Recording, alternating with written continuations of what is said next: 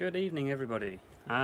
So, as my post in the Facebook page said, and also hopefully the title says, going to be looking at sound chips. Little plod around the workshop as it's fairly full at the minute, and then have a little look outside at the big railway, the 5-inch gauge line, while it's still reasonably sunny but not too hot, because it has been sweltering in here today, and I probably still look a bit shiny. From that, as I've been in here most of the day. The workshop is great up until about 2:30, and then from 2:30 the sun gets on top of it because the tree's no longer blocking it, and it heats up. And I do have a fan which is blowing sort of lukewarm air around, but it still gets warm in here. So let's spin this camera around and have a look on here. What are we going to look at? We have the Zemo chips from U-Choose. There we go, U-Choose there. I'll skip that one for a minute. We have ESU chips. These ones are Southwest Digital Sounds, as can be seen by the data sheet. And over here we have Hornby TTS sounds, and there's the data sheet for them.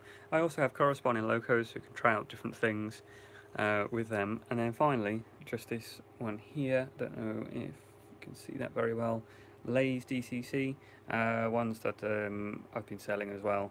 They're quite handy, reasonably priced. The older versions were awful. They seem to have actually gone to a new version of the chips now, and I've used them in an awful lot of things. And have worked very, very well, and they come in some very useful sizes, and they're all that price with the exception of the new Kung Fu range.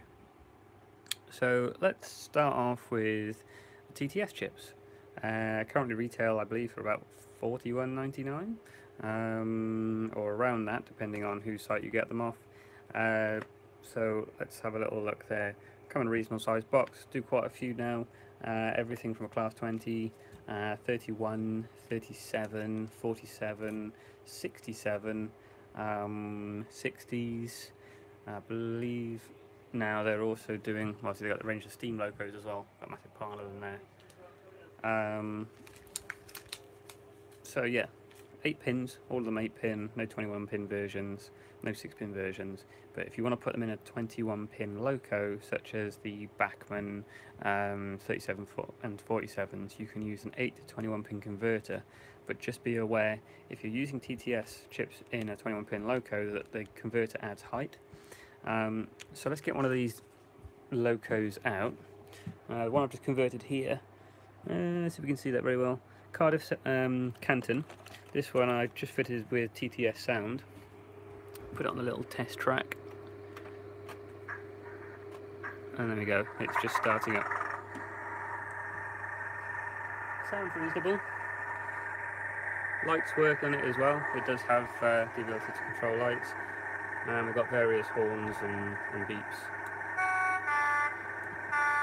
And that's just with the standard chip that comes with it. I do like to upgrade the chips with a Zemo chip. They do come out a little bit clearer, and you can make them sound a bit meatier as well. Let's see how it goes moving off. Air brakes, and off it rumbles. The only thing it doesn't have when it slows down to a halt, and this was a little bit stuttery, needs a bit of adjusting. The only thing it doesn't have is, I'll take that off so you can hear me. The only thing it doesn't have is automatic braking, but it does have that on one of the function buttons. So that's the TTS chip. So the diesels I think are brilliant. The Steam, if you put them in the exact model that they're designed for, are normally okay. The only thing that, a little bit of a bug of mine at the minute with the TTS, is that they don't, or you can't adjust the chuff rate. So on some of the locos, when it's completely out, it does look a bit silly with something zooming along and chuffing every now and then. However, for the price, fantastic. So let's move along. Southwest Digital. Like I said, this one's an ESU chip, 8 pin, and I've got a loco that I've put this in. So These are a bit more expensive. They go from about £100, and they do have a few more options on them, or a few more things with them. So this is the data sheet, and it's for a GWR Group 1, and in this case I've put it in a pannier tank. So like the TTS, it does have a load of functions. Let's grab one of these. So that would be this one, sitting next to it. I fitted this earlier today. Just pop that on the line.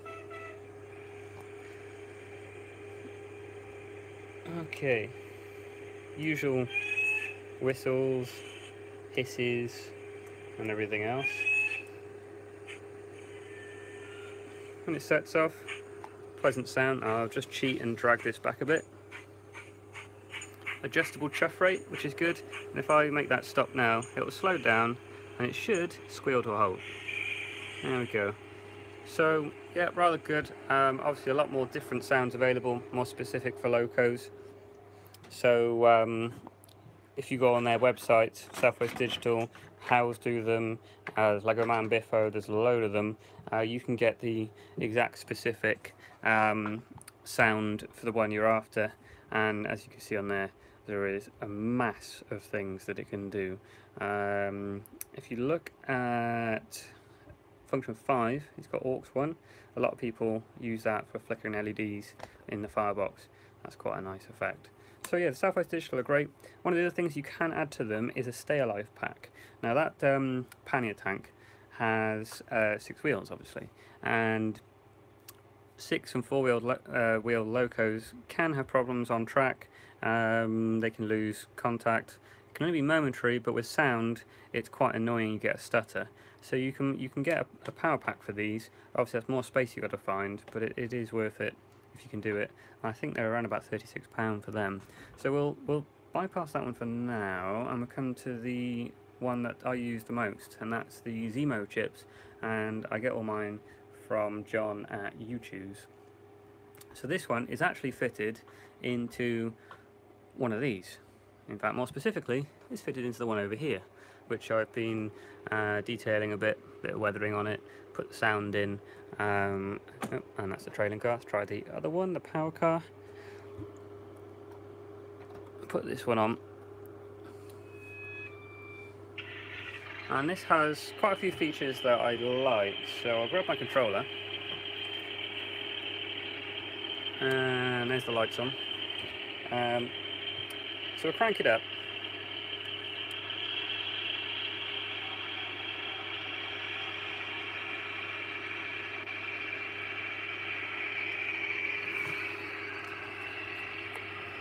And now I'll cut the power, and that will just keep cruising along.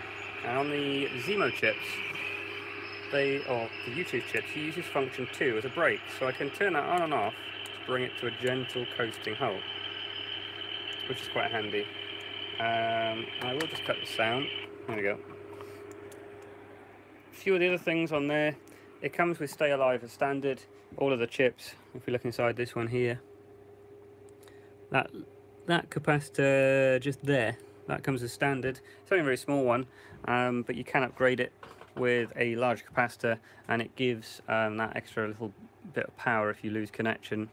And if I just quickly zip onto the function list on this side, some of the useful things it's got on there, you should be able to see it at the top, although let's cut that one off. Let's flick it over. Active braking, so that's what I was talking about with function 2. You can bring the speed up to what you want, cut the power, and rather than coasting to a halt, it's at maximum inertia, so it'll keep on coasting and coasting and coasting until you press 2, and you can press and release it to turn the brake on and off, and then bring it to a halt wherever you want, rather than having to guess how long to let the momentum run for. As shown there as well, shunt mode, very useful if you're in a yard, and exactly as it says there, quarter the normal effect of the momentum, halves the throttle range, so it's easy to drive. Quick select is quite good for steamers when you get the light and heavy chuffs. What else have we got on there as well? You can turn the volume up and down directly from the panel. You don't have to program it from a programming line. And then obviously, like other chips, it has random sounds. So these tend to be my preferred chips, unless someone asks for something else. just because of everything they can do, and you can pretty much get any sound you want. And if John hasn't got the particular sound, he'll be able to put something together that sounds pretty much like it. For instance, I've just gone and done for someone Bachman Baldwin, and he put together a sound file for me, and it sounds brilliant. So that's going back to a customer very soon. Okay, so that's the sound chips. The Lay's chips then. This is the 21 pin version. I've got quite a few of the different ones, and have to say they're quite good now. Now they're on the new version of the Lay's chip. I've got a mass of them here, from 6 pin to 8 pin, 21 pin, next 18. Got the Stay Alive packs for them, the converters, everything. Really quite a handy range to have now.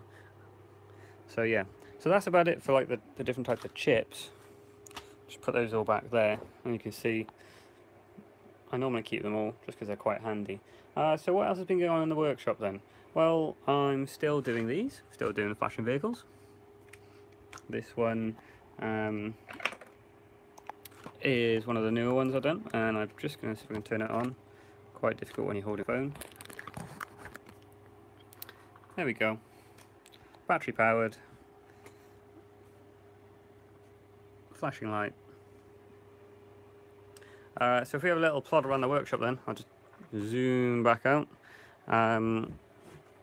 Tons and tons of work in. This is my little respraying area and test area. There's the 150 you saw earlier. And this here, if you're watching this at some point, or you're not, if you watch it later, Thomas, this is your coal wagon, sorry, your Freightliner wagon that is now in Diebeshenko red, and those transfers should be going onto it very, very soon. Just plod a little further around the workshop. Now this is our venture into O-Gauge that we're not actually doing because we're not going to do O-Gauge, and this is the second coach that I got this one off eBay, and so now we have 2 coaches to make up a 2-coach train, which is great. Plot a little further around, there's a load of things I'm selling off, just too much to do. Matt, if you watch this, that's your viaduct, which will be coming to you next week. Plenty of customer working, as you can see, lots of sound chipping, lots of repairs. Lots of things going on there. And then finally, if you look over here, the O-Gauge, well, the O-Gauge layout has been relegated to standing on its end just because there's been so much going on. And the rest of the O-Gauge stuff has finally moved its way in here. Alright, so that's the plot around the workshop. Oh, there's some more vehicles being fitted with lights there as well. Have a little look outside now. Now it's cooled down. Here's the 5-inch gauge line. Quite clear until you get around there and all the leaves, and quite clear down here as well. So if you wonder where it is I do all my work, there's the workshop on the platform, and there's the line which goes round the van and round the back of the house, and there's my van. Right, go put myself in front of the camera again, it's terrifying. There we are. Sit back down at my workbench. So what we got coming up? There's quite a lot of things coming up. I'm out most weeks off to see people, doing different work for them, but exhibitions coming up. The next one is going to be the Swansea show in October. Going to be taking half the parkway to that, all 4 boards, 20-foot layout. All of it's visible. The fitter yard's hidden behind. And hopefully should have a few more people helping, because last year when we took it out we didn't really have enough, and it was a bit of a mission to keep everything running. So yeah, this year it's going to have more people behind it, hopefully 5 of us, which should be enough to keep it going. And if you're wondering why it needs 5 people, if you look at some of the other videos on my channel of the layout, which I think they're on there, then you'll see that it has a Modern Image mainline with a 4-platform station. it has a freight depot with a working container crane, and on that working container crane it links in to a road system that also works, so that needs keeping an eye on. On the other side of platform 4 is the heritage line, and that now runs through to the new board, which has a steam yard on. On the steam yard, it goes on quite a while, this does. On the steam yard it has narrow gauge, so using the new Bachmann Baldwin, and I've got the Helgen L&B logo as well. On top of that there's an airbase. There's also a miniature railway running the entire length of the line, plus there's also a working fairground. So yeah, quite a lot to keep you occupied with. Plus we normally have a little trade stand on the end as well, selling flashing vehicles and showing some of the things we do, like detailing and weathering. So if you're around in October, I believe it's the first weekend in October, something like that.